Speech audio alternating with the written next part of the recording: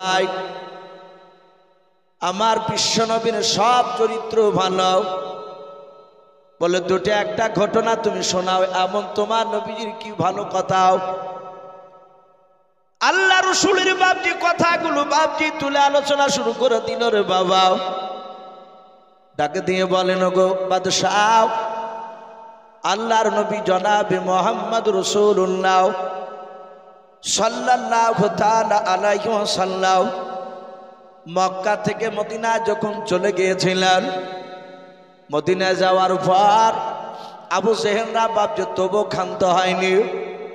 আবু জেহেল বেঈমান মৃত্যুর আগ পর্যন্ত নবীকে জানিয়েছিল। আবু জেহেল বলল, মক্কার লোকেরা মুহাম্মদ সাল্লাল্লাহু আলাইহি ওয়াসাল্লাম মক্কা থেকে মদিনা যাওয়ার পর শুনে না, মদিনায় গিয়ে কলমার দাওয়াত দিতেছে। কে আছো?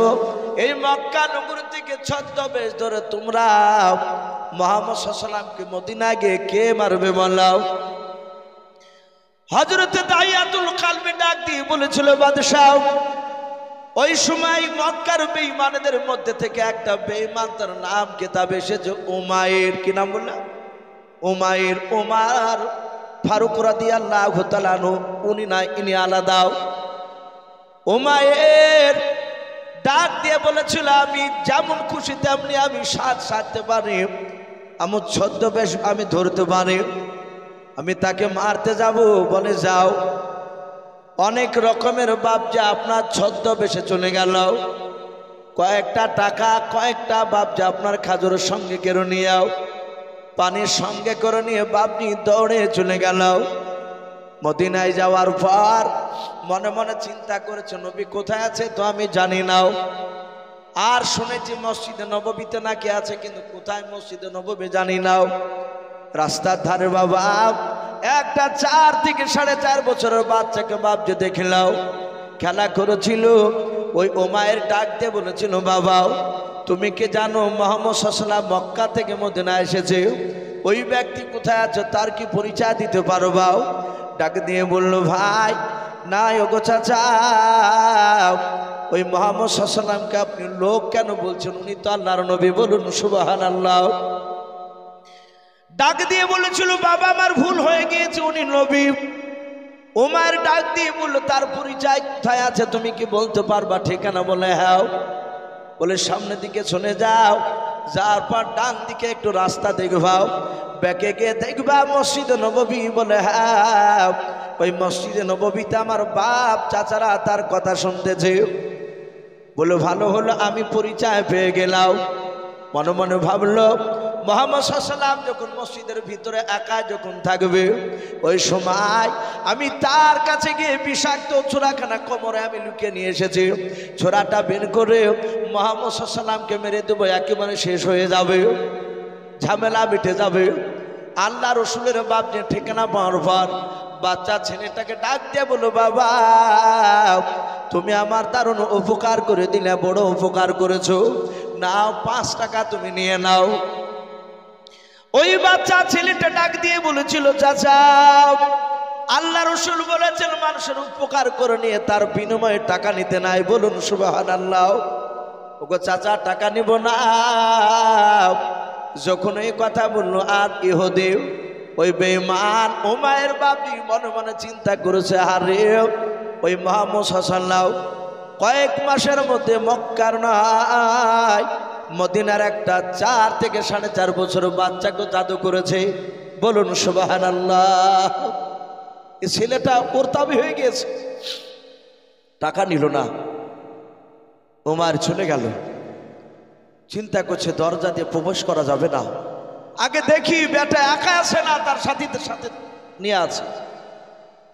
আল্লাহ রসুলের বাবা ওই সময় মসজিদে নববী ঘর, খাজুর পাতার বাপ যে ডাল দিয়ে আপনার বেড়া দেওয়া ছিল, ওই খাজুর পাতার ডাল দিয়ে বাপজি ছাদ করা ছিল।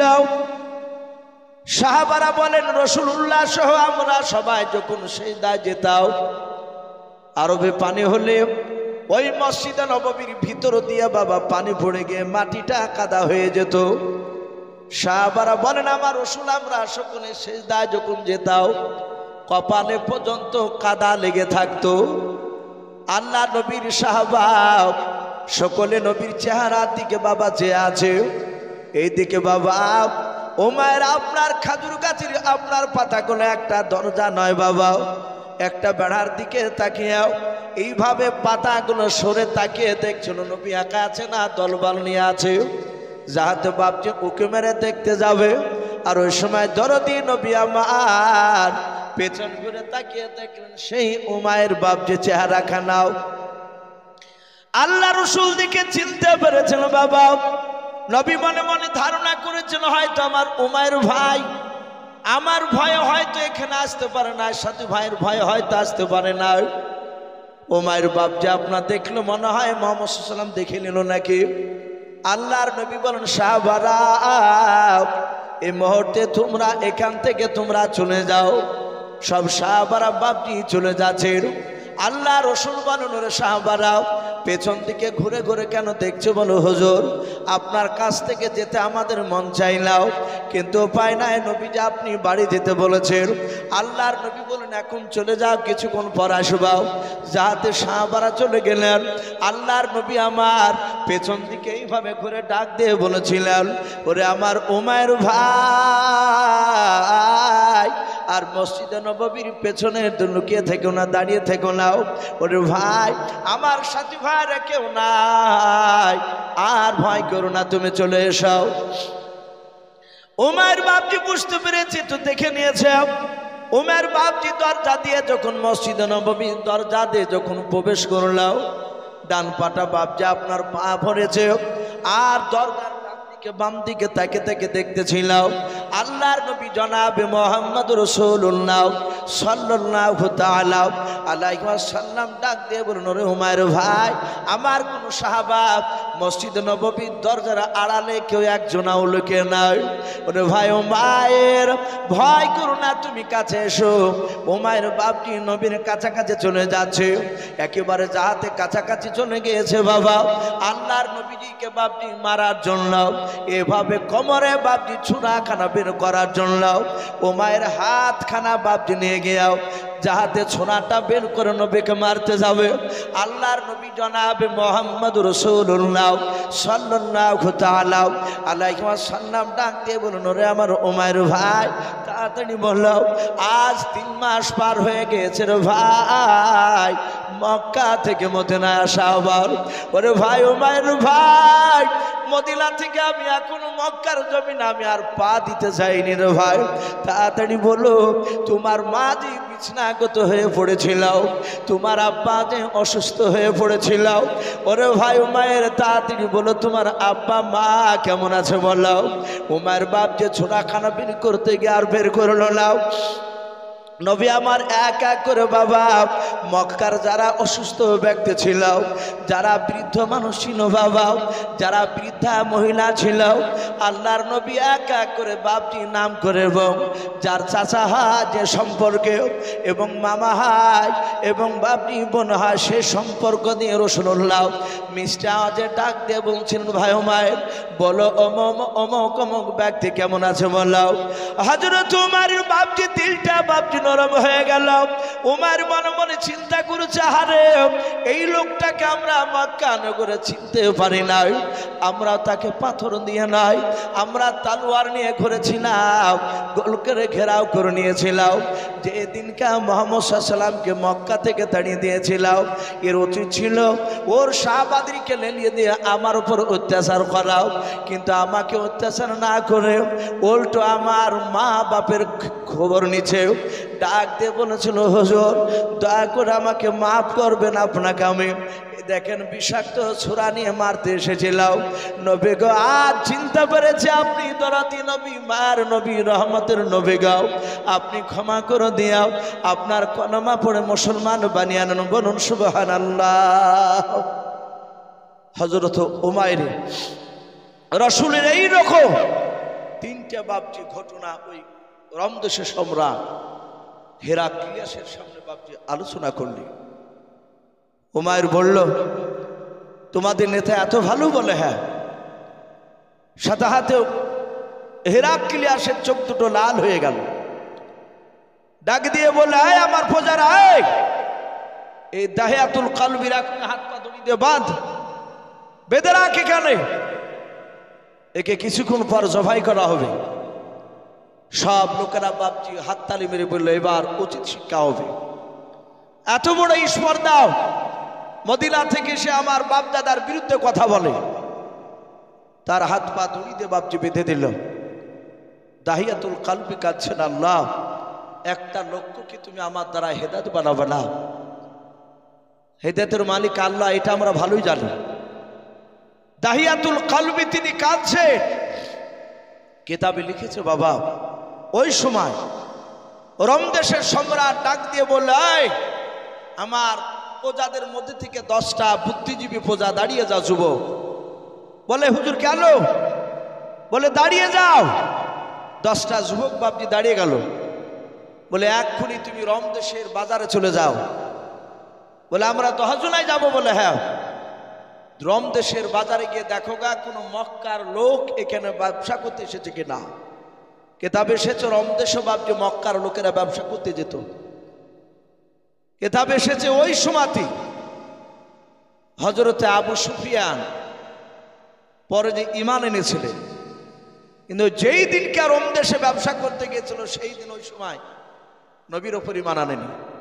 সে কাফির ছিল আবু সুফিয়ান। সে সময় যাহাতে মক্কা নগরে নাই রোমদেশের বাজারে প্রচার করলে, কেউ আছো কি মক্কা নগরে কোনো মানুষ? আবু সুফিয়ান হাত উঁচু করে বললে, আমি মক্কার একটা নেতা, আমি এখানে বড় ব্যবসা করি, তাই ব্যবসা করতে এসেছি। কজনা এসেছে? বলে আমরা 10 জনা। বলে এক্ষুনি ছিল আমাদের বাদশাহ রোমদেশের সম্রাট এখনই ডাক দিয়েছে। চলে গেল। যাওয়ার পরই বাপজি দেখছে হযরতে দাহিয়াতুল কালবিকে। আবু সুফিয়ান চিনতে পেরেছে, এই তো সেই, ওখান থেকে এত দূর চলে এসেছে। ডাক দিয়ে বলল, রোমদেশের সম্রাট, এই তোর নাম কি? আবু সুফিয়ান বলল, আমার নাম আবু সুফিয়ান। যাহাতে বাপজি এই কথাটা বলল। বলে কজনা এসেছিস? বলে আমরা 10 জনা। বাপজি আবু সুফিয়ানকে রোমদেশের সম্রাট বললে, একে চিনিস? বলে ভালো চিনি। একে চিনি, এর যে নেতা, ওর নেতার যে কলমার দাওয়াত নিয়ে এসেছে অকেও ভালো করেছিল। বলে হ্যাঁ, এবার খেলা জমবে। বাপজি আপনারা অনেকে এখানে আছে, আমার খুব কাছের বন্ধু শাহাবুদ্দিন ভাই, উনি বললেন যে ভাই আমাদের এই জালসাটা আদের জালসা নয়, হ্যান্ডবেলে লেখা নেই। উনি বলছিলেন যে আমরা মসজিদে ইট নিয়ে এসেছি প্রাচীর দেওয়ার জন্য। তো প্রাচীর কিছুটা মনে হয় হয়েছে, মনে হয় বলছিলেন যে রং করা হয়নি। তা উনি বললেন যে ভাই চাপাচাপি করবেন না, একটু মিনিট 2-3 একটু বলবেন শেষের বেলায়। প্রায় রাত্রি 11টা বাপজি পার হয়ে গেল। ইনশাল্লাহ আজকে জালসার প্রধান বক্তা আর কয়েক মিনিটের মধ্যে হয়তো হাজির হয়ে যাবে।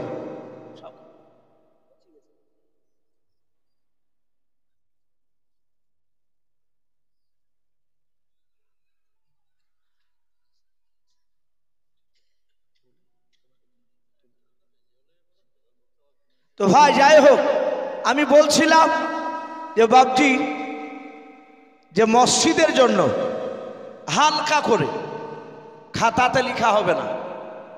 যদি বলেন যে ওয়াদা থাকলেও, বলে না, ওসব ওয়াদা লেখা হবে না। যদি বাপ 200, 100, 500, 1000 কাছে থাকলে ইনশাল্লাহ মিনিট 5 মতো বাপজি একটু আসি আল্লাহর ঘরকে তৈরি করার জন্য। মসজিদটা প্রাচীর রং করা হবে এই গ্রামের। দেখ মাশাআল্লাহ, লজ্জা করবো না ভাই।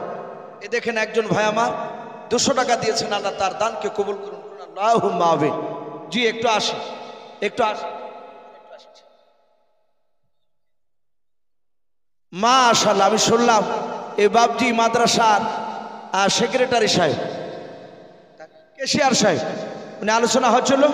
উনি যাই হোক উনি বলছেন আমি কালি দেব 2000 টাকা, আল্লাহ তার দানকে কবুল করুন। বলুন আল্লাহুম্মা আমিন। আর একজন বাপজি 200 টাকা, আরেকজন বাপজি আমার 200 টাকা, আল্লাহ সকলের দানকে আল্লাহ কবুল করুন। বলুন আল্লাহুম্মা আমিন। বাপজি আমি চাপ নয়, 200, 100, 500 যদি থাকে নগদ একটু দিয়ে যান। জি এ দেখেন আরেক 500 টাকা, নবী চেহারা না দেখে আমাদের মত দিয়ে বলুন আল্লাহুম্মা আমিন। আর একজন 150 টাকা, কত আছে 1000 টাকা, আল্লাহ তার 1000 টাকা নগদ দানকে তুমি কবুল করে নাও। আর একজন ভাই 100 টাকা, বাপজি নাম না করলে অসুবিধা নেই, আল্লাহ দেখতে পাচ্ছেন। আর একজন বাপজি 500 টাকা, আল্লাহ দানকে কবুল করুন মাশাআল্লাহ। এই দেখেন ভাই আমার 100 টাকা, 150 টাকা, আল্লাহ সকলে দানকে আল্লাহ কবুল করুন বলুন আল্লাহুম্মা আমিন মাশাআল্লাহ। বাপজি একটু আসে, যদি 1005 টাকা যদি হয় ইনশাল্লাহ অনেক কাজে লেগে যাবে, রঙের পয়সা হয়ে যাবে ইনশাল্লাহ। আরেকজন ভাই আমার 100 টাকা নগদ, আল্লাহ তার দানকে কবুল করেন। আরেকজন ভাই 100, আরেকজন বাপজি 100, আরেকজন বাপজি স্টেট থেকে 500 টাকা, আল্লাহ সকলে দানকে আল্লাহ কবুল করুন বলুন আল্লাহুম্মা আমিন মাশাআল্লাহ জাযাকাল্লাহ। জি আসি, আলহামদুলিল্লাহ। আল্লাহর কাছে দোয়া করবো, আল্লাহ তুমি এই জালসাকে কবুল করে নাও। ওগো মাওলা দেখো তোমার বান্দা বান্দিরা তারা কষ্ট করে ওয়াজ শুনছে। 100 টাকা, 100 টাকা ঘুরে দেন, আল্লাহ তার 100 টাকা বাপজি দানকে কবুল করুন মাশাআল্লাহ। একজন ভাই আমার এই দেখেন 200 টাকা দিয়েছেন, আল্লাহ তার দানকে কবুল করুন। জি বাপজি চাপ নয়, লজ্জা করবো না, 5 টাকা থাকলেও দিয়ে যাবো ইনশাআল্লাহ। 5 টাকা যদি থাকে একটু নগদ দিয়ে যাবে আল্লাহর ঘরকে তৈরি করার জন্য। জি রাত্রি প্রায় 11টা বাপজি পার হচ্ছে চললো, আর তাতে বাপজি এখন এই মাধ্যমিক পরীক্ষার সময়, আজকে হয়তো পরীক্ষা নেই না, আগামী শনিবার থেকে মনে হয় আছে।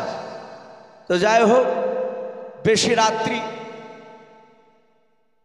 মা বোনদের কাছ থেকে 500 টাকা এসেছে, আল্লাহ মা বোনদের 500 টাকা দানকে কবুল করুন। ওগো মা বোন আপনারা 200, 150, 10 টাকা যে যা পারবে ইনশাল্লাহ হাত বাড়াবেন। দেখেন আর একজন আল্লাহর বান্দা 100 টাকা। জি রাত্রি খুব গভীর করে জালসা করা ঠিক না, হয়তো আমরা ভাবি যে যত রাত্রি মাইক বাজবে সে জালসা বড় হলে তাই ভাবে।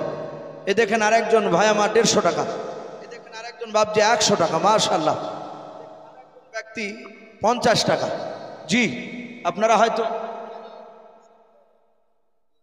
মাশাআল্লাহ কেরালা থেকে মুস্তফার আব্বার জন্য উনি 2000 টাকা দিবেন, আল্লাহ তার দানকে 2000 টাকা দানকে কবুল করে নিয়ে আল্লাহ কেরালায় যে আছে তাকে যাবতীয় বিপদ থেকে হেফাজত করবেন আল্লাহুম্মা আমিন।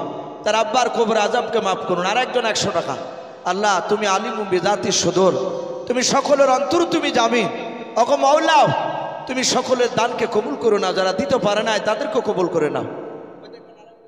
100 টাকা আল্লাহ কবুল করুন বলুন আল্লাহ। জি মাশাআল্লাহ। এ দেখেন বাপজি 50 টাকা, আল্লাহ তার দানকে কবুল করুন, কবুল করুন আল্লাহ তুমি সকলের দানকে কবুল করে নাও। মোলা আজকে জালসার মাহফিল কবুল করে না। আরেকজন ভাই আমার 50 টাকা দিয়েছে তোমার ঘরকে তৈরি করার জন্য। ওগো মহল্লা তোমার রসুল বলেছেন কিয়ামতের ময়দানে সব ধ্বংস হয়ে যাবে, মসজিদ ধ্বংস হবে না, মসজিদ অক্ষত অবস্থায় উঠে যাবে। ওগো মহল্লা এই মসজিদে যারা টাকা দান করছে তুমি সেদিন আল্লাহ তুমি তাদের সহায় হয়ে যায় মাশাআল্লাহ। দেখেন মা বোনদের কাছ থেকে আবার 500 টাকা, আল্লাহ সকল মা বোনের দানকে কবুল করে নিয়ে আল্লাহ তুমি মা বোনের ইমানটা হযরতে মা ফাতেমা জোহরা রাদিয়াল্লাহু তাআলা আনহার মতো ইমান বানিয়ে দেন বলুন আল্লাহুম্মা আমিন।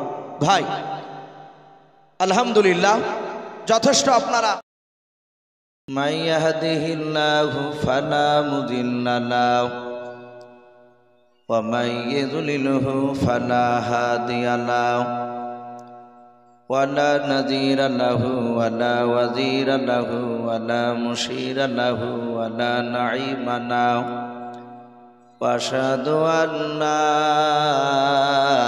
ইলাহা ইল্লাল্লাহু ওয়াহদাহু লা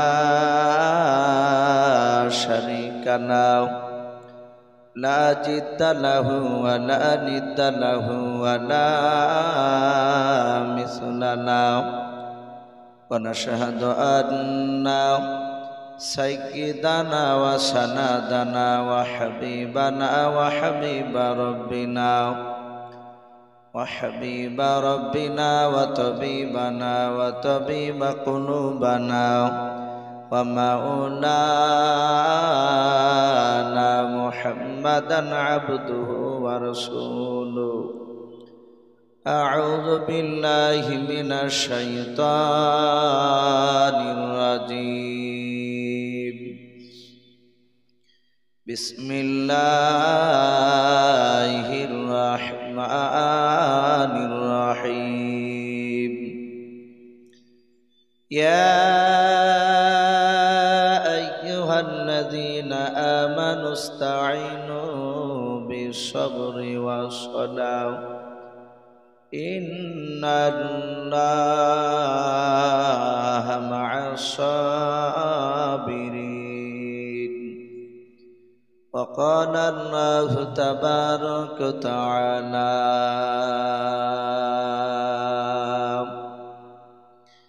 إنك لعلى خلق عظيم وقال الله تبارك وتعالى وعن أبي هريرة قال النبي صلى الله تعالى عليه وسلم إن الله لا ينظر إلى صوركم وأموالكم ولكن ينظر إلى قلوبكم وأعمالكم متفق عليه أو كما قال عليه الصلاة والتسليم وعن أبي هريرة قال النبي صلى الله تعالى عليه وسلم من بنى لله مسجدا بنى الله له بيتا في الجنة أو كما قال عليه الصلاة والتسليم إن الله وملائكته يصلون على النبي يا أيها الذين آمنوا صلوا عليه وسلموا تسليما محبت সবাই درود ইব্রাহিম পড়ুন اللهم صل على محمد وعلى آل محمد كما صليت على إبراهيم وعلى آل إبراهيم إنك حميد مجيد اللهم بارك على محمد وعلى آل محمد كما باركت على إبراهيم وعلى آل إبراهيم إنك حميد مجيد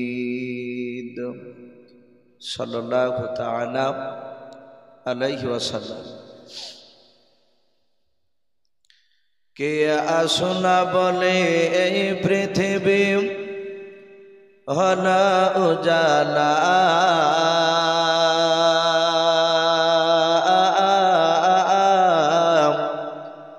কে গাইল এসে সামের গান শূন্য কাফেলা কে আসনা বলে এই পৃথিবী হলো উজালা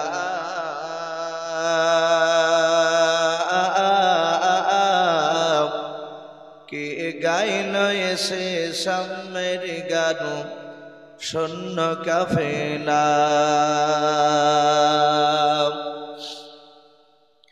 ও হাসমে মাকি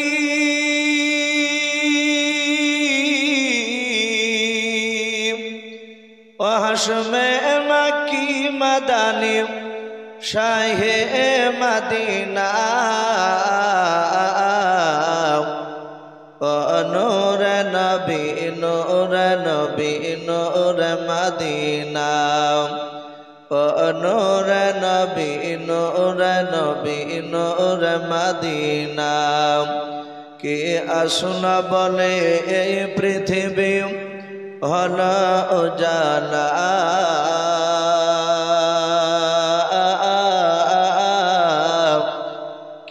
গাইল এসে সামের গানো শূন্য কাফেলা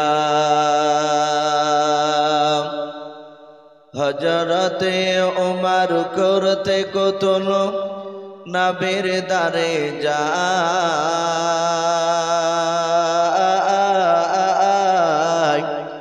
আর নূরানি তার চেহারা দেখে ওমর ফেদা হয়ে যায়। একবার মহব্বত বলুন সুবহানাল্লাহ। হযরতে ওমর করতে কতল নবীর দারে যায়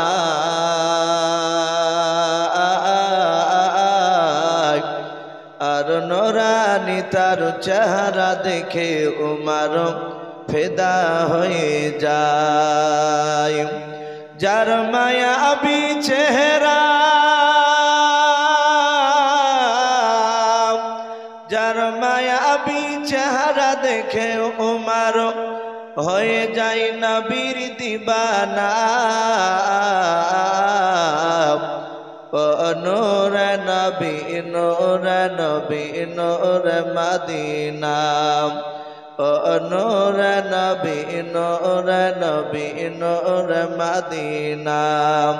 কে আসল বলে এই পৃথিবী হল উজালা,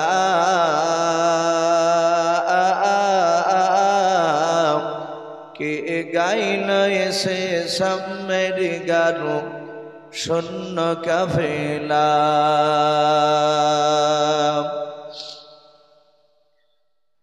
শ্রদ্ধেয় জনাব, আজকের জালসা নির্বাচিত মনোনীত যোগ্যতম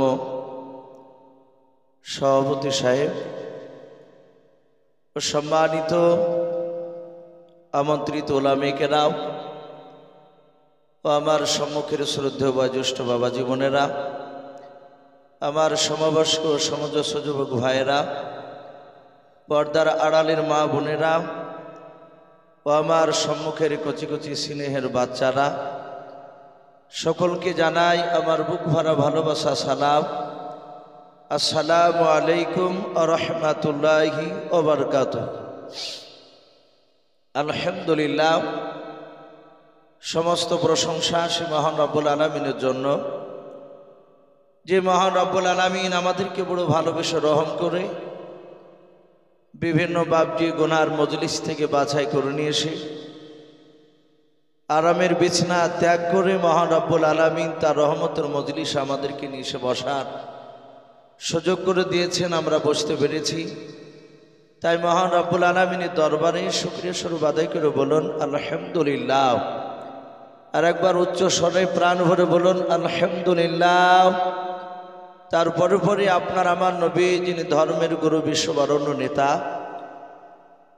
মা আমিনার লাল হযরত আব্দুল্লাহর লাগতে জেগার, যিনি সাইয়্যিদুল মুরসালিন ও খাতামান নবিয়্যিন, যিনি হাবিবে কিবরিয়া আশরাফুল আম্বিয়া, যিনি হায়াতুন নবী, জিন্দা নবী জনাবে মুহাম্মদুর রাসূলুল্লাহ সাল্লাল্লাহু তাআলা আলাইহি ওয়াসাল্লামের উপরে অগণিত দুরূদ ও সালাম বর্ষিত হোক, অর্পিত হোক। সকল বলুন আল্লাহুম্মা আমিন।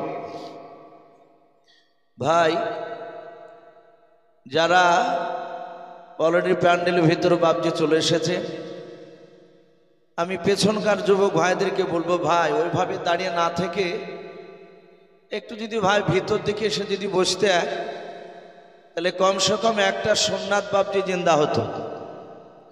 আলহামদুলিল্লাহ, কবুল করার মালিক হচ্ছেন বাবজি আমরা সকলে জেনে, আল্লাহ রাব্বুল আলামিন ভালো জানেন যে প্রসাদপুরে জালসা আল্লাহ কবুল করবেন কিনা।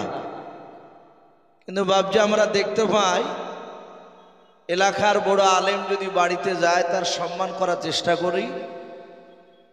বড় ধরনের আলেম হুজুর খুব ভালো মানুষ, আমার মনে হয় যে ওনার সেবা করলে, ওনার খিদমত করলে হয়তো মৃত্যুর পর আল্লাহ রাব্বুল আলামিন এর খিদমত করা হয়তো উত্তম সাজা হয়তো আমাদেরকে দান করবে। এই নেকিভাবে এটা আমাদের আশা।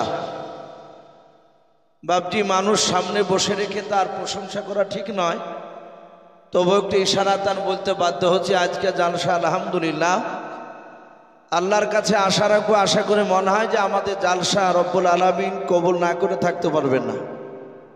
কারণ আজকে জালসার মাহফিলে স্টেজের ওপরে বাপজি আমার ডান দিকে বাম দিকে কয়েকজন বাপজি মুহাদ্দিস রয়েছেন বসে, যাকে আমরা শাইখুল হাদিস বলি আমরা। ওনারা আমার হুজুর সমতুল্য। আলহামদুলিল্লাহ বাপজি এতগুলো এত বড় বড় আলেম, দামি আলেম একসঙ্গে বাপজি স্টেজে পাওয়া যায় না, হয়তো একটা দুটো এরকম দেখা যায়। নাম করা লাগবে না, সকলেই চিনতে পারছেন আপনারা যে কত বড় মাপের আলেম বাপজি আজকে স্টেজে বসে আছে। তাই আমি অনুরোধ করব ভাই, ওনারা আপনাদের দিকে চেয়ে আছে, ওনারা হয়তো আপনাদেরকে ভালোবাসেন বলে বাপজি জালসার মাহফিলে হয়তো এসে বসে আছে, নাহলে এতক্ষণ ধরে বসে থাকতেন না, ওনাদের হয়তো আরো কাজ আছে। তাই বাপজি আমি অনুরোধ করব যারা বসে গিয়েছেন একটু সামনের দিকে তাকান ভাই। আমরা একটা নবীর কমসে কম সুন্নাতকে জিন্দা করে বাপ একটু সামনের দিকে এগিয়ে আসে, যে জায়গাগুলো ফাঁকা হয়ে আছে বাপজি আমরা লজ্জা করব না, আমরা সকলেই নবীর মহব্বতে এসেছি। ওয়াজ এমন কিছু নতুন ওয়াজ নাই, আশা করি ইউটিউবে প্রায় বক্তার বক্তব্য আপনারা শুনছেন, কিন্তু মানুষ বাপজি আসি কোরআন হাদিসের কথা, নবীদের সাহাবাদের কথা, একটা কথাই যদি বারবার শোনা যায়, আশা করি মহব্বত থাকলে আমাদের বিরক্ত আসবে না। যদি মহব্বত থাকে আর মহব্বত না থাকলে বিরক্ত আসবে। ভাই ও যুবক ভাই, আমি তোমাদের একটু হাতে পায়ে ধরে বলছি, ভাই একটু এগিয়ে আসো। আমি জানি যে এখানে বাপজি তোমরা জালসাকে সত্যি ভালোবাসো। আসি শোনা, আমরা একটা সুন্নাতকে জিন্দা করে নি। ওই পেছনে যারা যুবক আছো ভাই একটু এসো। আজকে হয়তো তোমরা শুনেছো কি আমার জানা নেই, এখন তো খবরে বাপজি সবই ভাইরাল হয়ে যাচ্ছে। রানীনগরে দুটো ছেলে মোটর সাইকেলে লরির সঙ্গে ধাক্কা লেগে স্পটে একজনের হাতাহাতি মারা গিয়েছে, একেবারে যুবক ছেলে, আর একটা ছেলের খাম হয়ে গিয়েছে। ওরা জানতো না যে লরির সঙ্গে ধাক্কা লাগবে। মাউত বাপজি কেউ গ্যারান্টি দিতে পারবো না কার কখন মাউত চলে আসবে, জানি না। আমাদের বাপজি কারো কাফন হয়তো এলাকায় বাপজি দোকানে হাজির হয়ে গিয়েছে, আমাদের কোনো খবরই নাই। তাই বাপজি একটু অনুরোধ করব, লজ্জা করব না ভাই।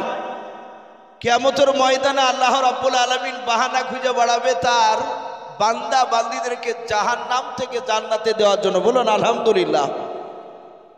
একটা যদি বাপজি সুন্নাত তরিকায় যদি আমাদের সুন্নাত জিন্দা হয়ে যায় রসুলের, হয়তো আল্লাহর রহমতে, হয়তো আল্লাহ সেই দিক থেকে লক্ষ্য করে হয়তো আল্লাহ রাব্বুল আলামিন মাফ করে দিয়ে আমাদেরকে জান্নাতে দিতে পারে। একটু আসি ভাই, ওই যে পেছনে ভাই, একটু লজ্জা করবো না ভাই, একটু এগিয়ে আসি। মাশাআল্লাহ, আমরা আসি। আমরা জানি সারা পৃথিবীর শ্রেষ্ঠ নবী জনাবে মোহাম্মদ রাসূলুল্লাহ, সকল বলুন সাল্লাল্লাহু আলাইহি ওয়াসাল্লাম। নবী আমার 63 বছর বাপজি দুনিয়ার বুকে টোটাল বেঁচে ছিলেন। মাত্র ইমানি মেহনত নবী রাসূল 23 বছর বাপজি ইমানি মেহনত করেছে।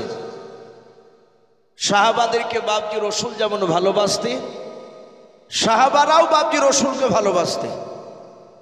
সাহাবারা জানতেন সারা পৃথিবীর চেয়ে, এমনকি নিজের বিবি বাল বাচ্চা তার নিজের জানের চেয়ে যতক্ষণ পর্যন্ত রাসূলকে ভালোবাসা না হবে ততক্ষণ বাপজি কিয়ামতের ময়দানে রাসূলুল্লাহর সুপারিশ পাওয়া যাবে না। তাই সাহাবায়ে কেরামরা বাপজি তারা নিজের জানের চেয়েও ভালোবাসতেন।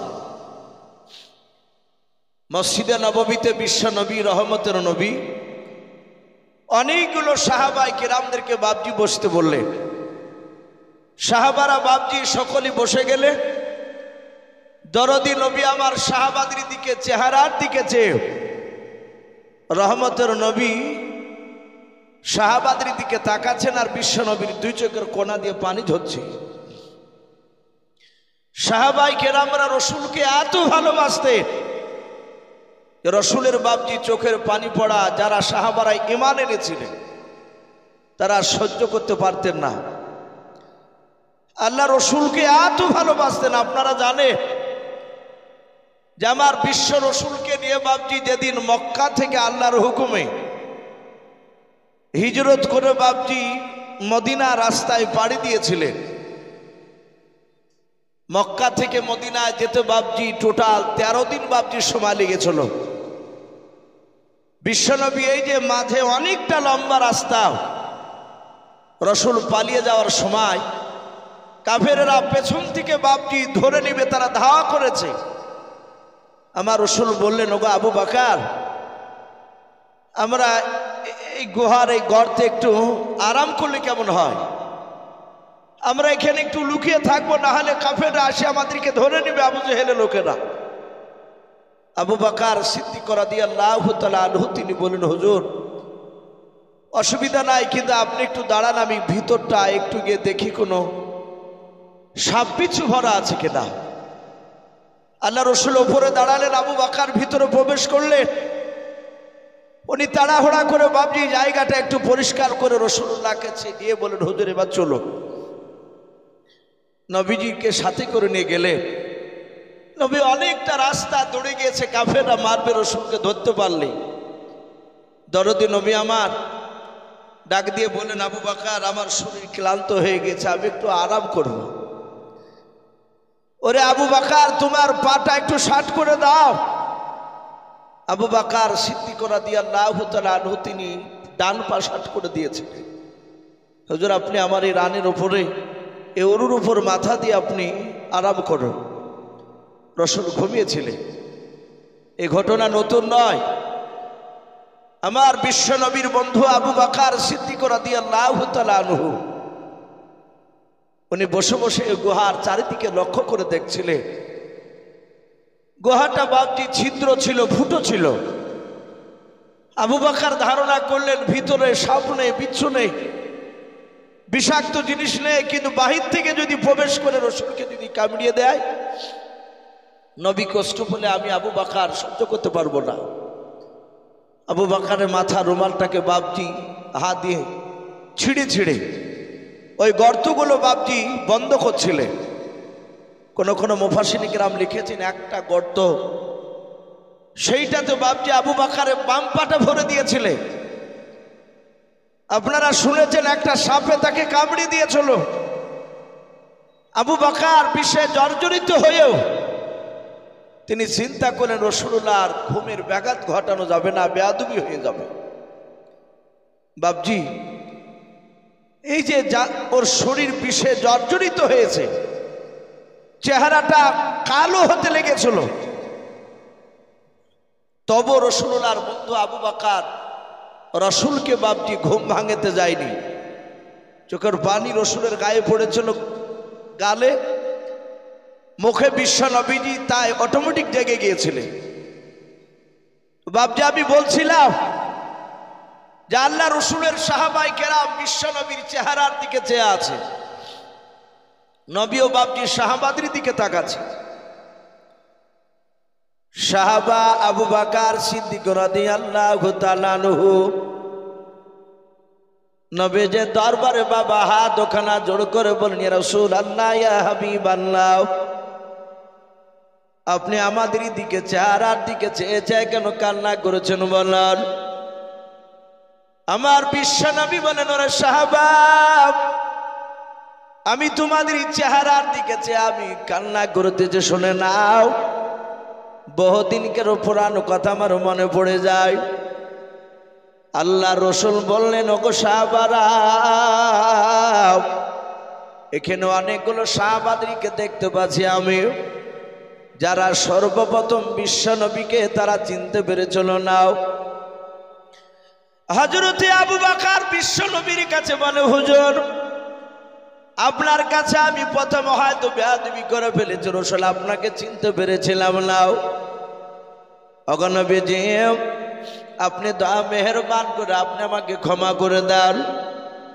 আল্লাহর নবী বলেন, ওরে আবু বকর তুমি এত ভালোবাসো রে আমাকে আবু বকর, আমি বিশ্বজননী নবী জনাবে মুহাম্মদ রাসূলুল্লাহ সাল্লাল্লাহু তাআলা আলাইহি ওয়াসাল্লাম, আবু বকর আমি তোমাকেও বড্ড ভালোবাসি। আপনারা শুনেছেন আবু বকর বাপজি সারা পিতে বেড়েছে, সাহাবার মধ্যে থেকে বাপজি নবীর সবচেয়ে জানের বন্ধু ছিলেন আবু বকর। আল্লাহ রসুলের বিরুদ্ধে আবু বকরের সামনে বাপজি কেউ কথা বলে আমার বিশ্ব নবীর বন্ধু আবু বকর সহ্য করতে পারতেন না।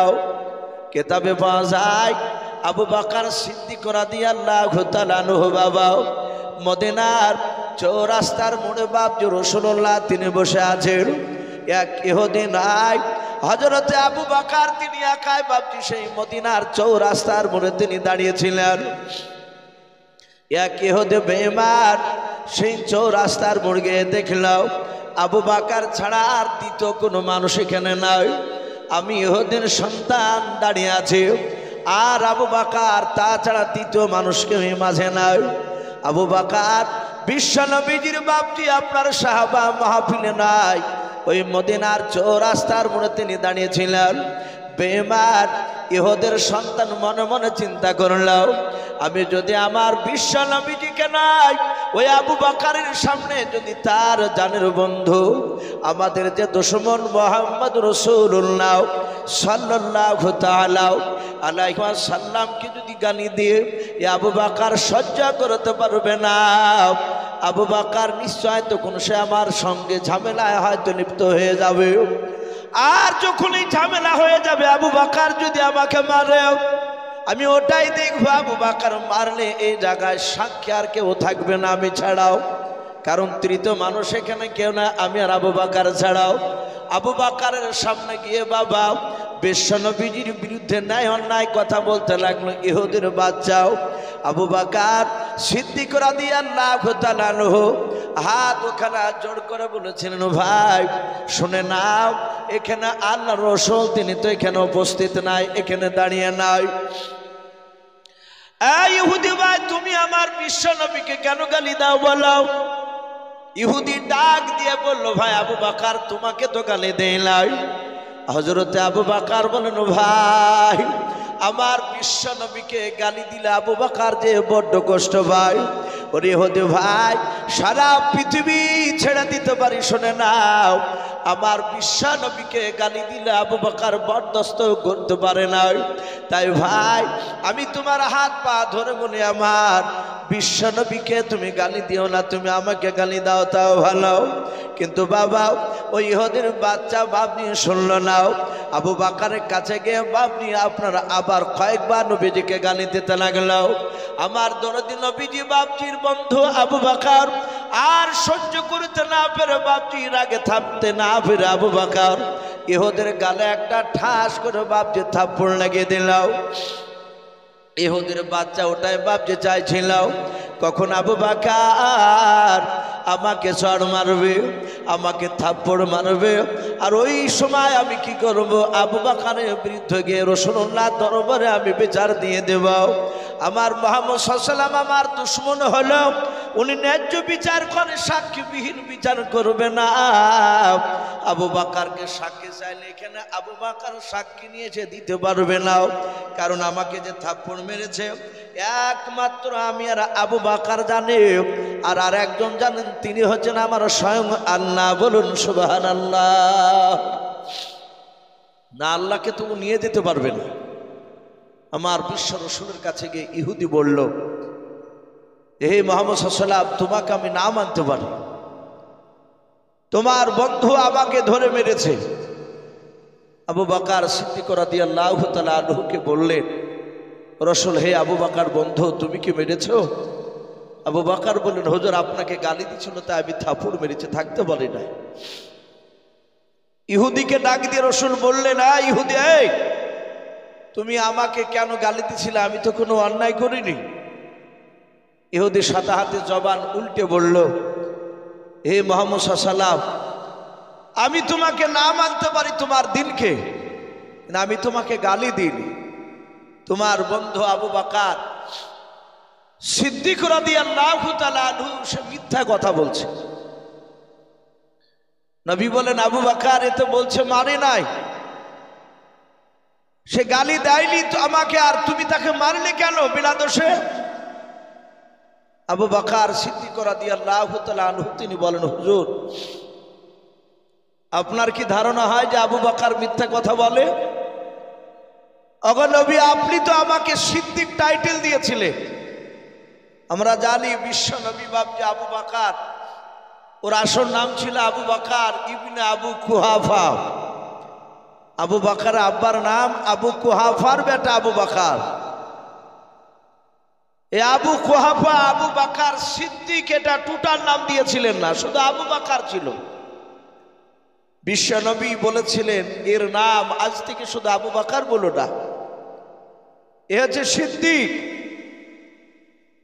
এ সত্যবাদী। আপনারা সকলেই জানেন বিশ্ব রসুল বাপজি মেরাজে গিয়েছিলেন। মেরাজ থেকে ফিরে এসে সকালবেলায় ফজর নামাজের পর সাহাবাদের সামনে মেরাজের ঘটনা আলোচনা করছিলেন, যে নবী আমার এক রাত্রিবেলায় উম্মে হানির বাড়ি থেকে জিবরিল আলাইহিস সালাম রাসূলুল্লাহকে নিয়ে মসজিদে হারামে গেলে বুরাকে চেপে মসজিদে হারামে, এখানে রাসূলুল্লাহ ওখান থেকে বাপজি আবার চলে গেলেন বাইতুল মুকাদ্দাস।